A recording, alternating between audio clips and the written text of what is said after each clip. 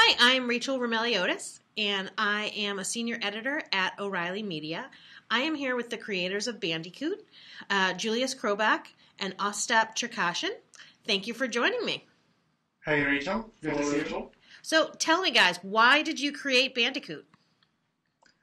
Well, with the Bandicoot, it started quite some time ago, actually. Ostap and myself, we've been working together on several projects. We have a lot of experience with building application on top of relational databases. We've been using a lot this technology. We've been in a day-to-day contact with the SQL language.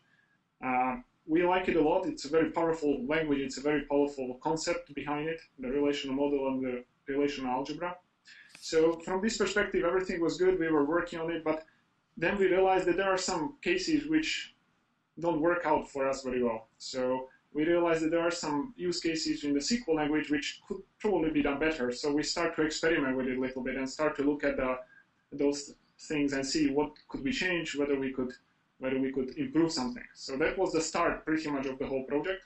It's a couple of years ago.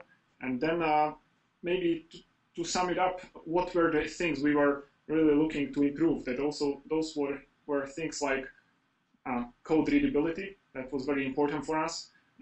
Testing of the code or code reuse. So, for example, the code readability, that's one thing which we believe in SQL could be improved, because usually you write a lot of queries, you write long queries. You can reduce the length of the query by using views and things like this, but still you have to comprehend the whole query in order to understand different calculations with it. So we found it quite difficult, and that was one thing which we try to approach in Bandicoot language. Tell me a little bit more about code reuse and how Bandicoot is superior to SQL. Mm-hmm. So with the code reuse, the main idea behind the code reuse was actually to improve it from what's already in a SQL. So in SQL there are views, and developers can define views which can do specific queries or data aggregations. But these views are very tightly coupled with physical tables, for example. That's one of the things. And it's very common then when you want to write a calculation, you want to reuse the calculation across different data sets. So that's the thing which in SQL we found difficult. So in Bandicoot, we implemented things called functions, and these functions are the things which you can use to reuse the code. And another thing would be the modularity, so that people can build and share modules, for example, queuing systems or some other functionalities. So interesting. With these functions and everything, it works like that functions are very common for users, right, for developers, because this is like from any other programming language. So when you define the data type or variables, you can have functions which have parameters, and you can write your code in a function based on what it does, and then reuse these functions within other functions. So it becomes really like a programming system rather than just a query language. So tell me, it's always hard to get people to change from something that they're used to, like SQL. If you were going to say the one thing that would make developers take a look at Bandicoot to actually switch over to it, what do you think it would be? Well, I think it would be the simplicity in the code reuse. That would be definitely the thing to look at, because it really changes the way how you work with the relational model and relational algebra. It empowers you to do things which are not really visible in the SQL, not really possible in the SQL. So that would be definitely the one thing. So that to me says a lot about saving time, I would think.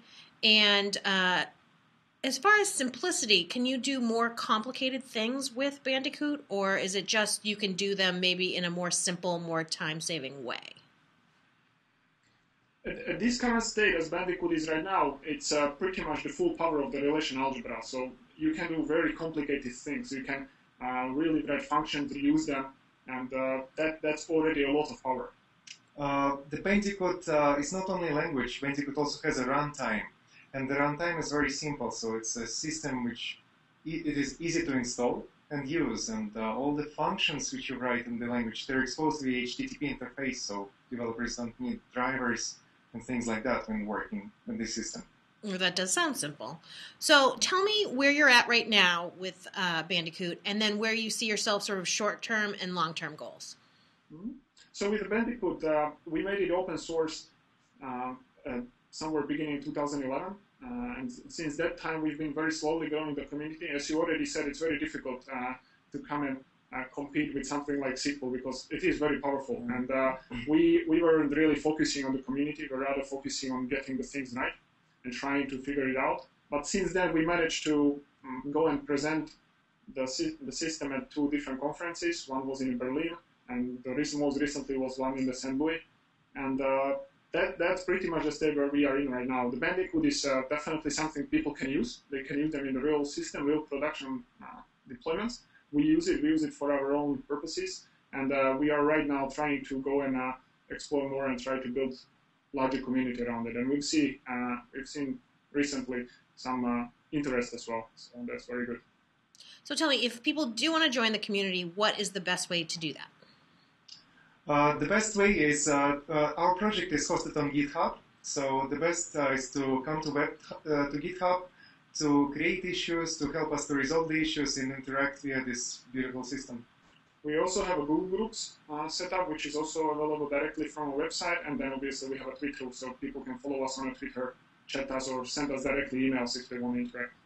Fantastic. Okay, so hopefully in a year I'll be able to check back and see what you guys are doing then. Yeah.